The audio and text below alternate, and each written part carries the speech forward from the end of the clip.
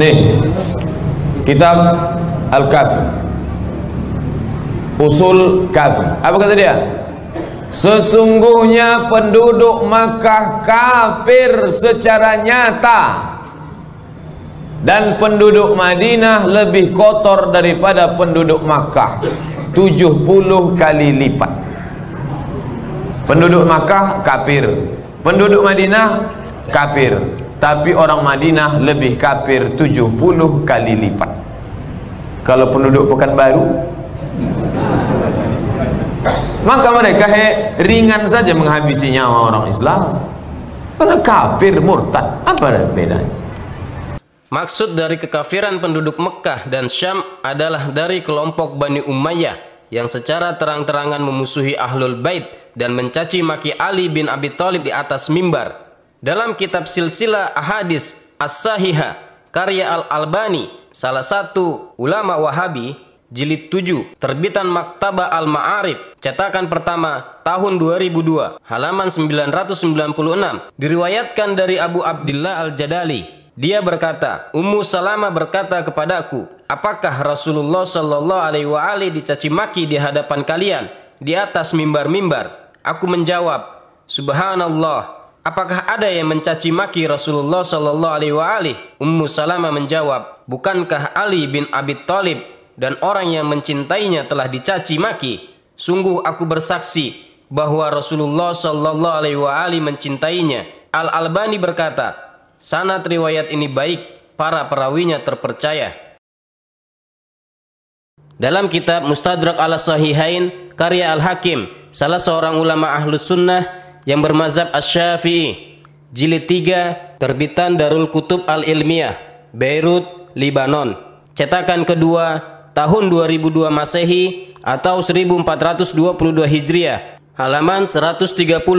Setelah menyebutkan sanad dari Abu Abdillah Al-Jadali, dia berkata, aku menemui Ummu Salamah radhiyallahu anha. Lalu dia berkata kepadaku, apakah Rasulullah Shallallahu Alaihi Wasallam dicaci di hadapan kalian? Aku berkata, semoga Allah melindungi atau maha suci Allah, atau kalimat semacam itu. Lalu Ummu Salamah berkata, aku mendengar Rasulullah Shallallahu Alaihi Wasallam bersabda, barang siapa mencaci Ali, maka dia telah mencaciku. Berkata Al-Hakim, hadis ini sanadnya sahih, namun Bukhari Muslim tidak meriwayatkannya. Berkata Imam Zahabi dalam talkhisnya, hadis ini sanadnya sahih.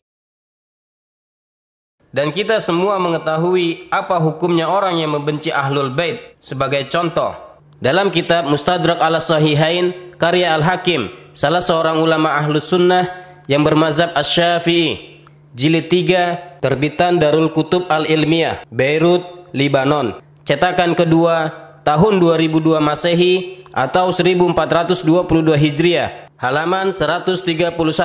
Setelah menyebutkan sanad dari Abu Bakar ibn Ubaidillah ibn Abi Mulaika dari ayahnya, dia berkata, datang seorang lelaki dari Syam, kemudian dia mencaci Ali di hadapan Ibnu Abbas. Maka Ibnu Abbas membantahnya dengan cepat dan berkata, wahai musuh Allah, engkau telah menyakiti Rasulullah. Sesungguhnya orang-orang yang menyakiti Allah dan Rasulnya, Allah akan melaknatinya di dunia dan di akhirat, dan menyediakan baginya siksa yang menghinakan. Jikalau Rasulullah hidup, maka sungguh engkau telah menyakitinya. Berkata Al-Hakim, hadis ini sanadnya sahih, tetapi Bukhari Muslim tidak meriwayatkannya. Berkata Al-Zahabi dalam talkhisnya, hadis ini sanadnya sahih.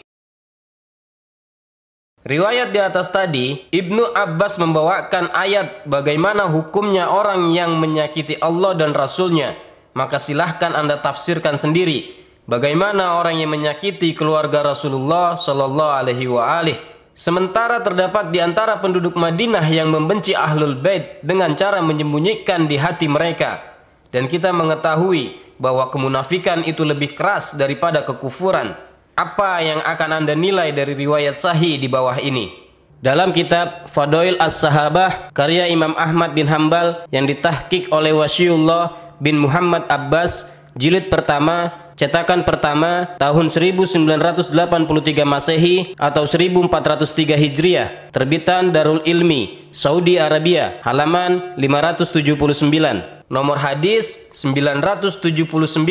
Setelah menyebutkan sanad Berkata Abu Sa'id Al-Khudri, sesungguhnya kami mengetahui orang-orang munafik kaum Ansor atau penduduk Madinah melalui kebencian mereka kepada Ali.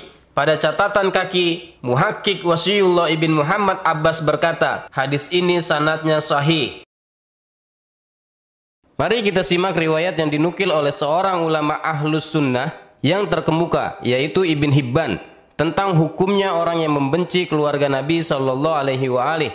Dalam kitab Sahih Ibn Hibban, salah seorang ulama Ahlus Sunnah yang ditahqiq oleh Su'aib Al-Arnaud, jilid 15, terbitan Muassasah Ar-Risalah, cetakan pertama tahun 1991 Masehi atau 1412 Hijriah, halaman 435. Dari Abu Sa'id Al-Khudri mengatakan bahwa Rasulullah Shallallahu Alaihi Wasallam bersabda, demi zat yang jiwaku ada pada genggamannya, tidak ada seorang pun yang membenci kami Ahlul Bait, melainkan Allah akan memasukkannya ke dalam neraka. Su'aib Al-Arnaud berkata, sanad hadis ini hasan karena Hisham bin Ammar, sedangkan para perawi di atasnya terpercaya.